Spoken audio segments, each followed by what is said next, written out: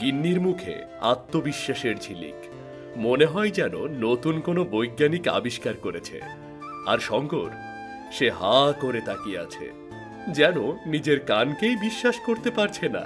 এই শোনো না, গ্যাসের চুলার দাম বেশি, প্রতিদিন 2টা সিলিন্ডার শেষ হয়, ঘর তো ফ্রি, এখন থেকে ঘরেই চলবো।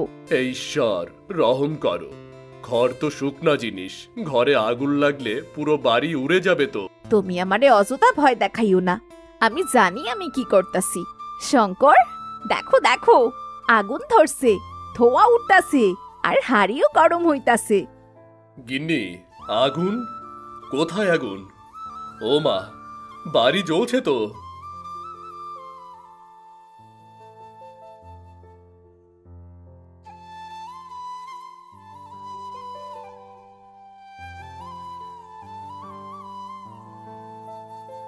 ও, কোমর ভেঙে গেল রে, কেউ পানি লইয়া আসো, বাড়ি চলে যায়।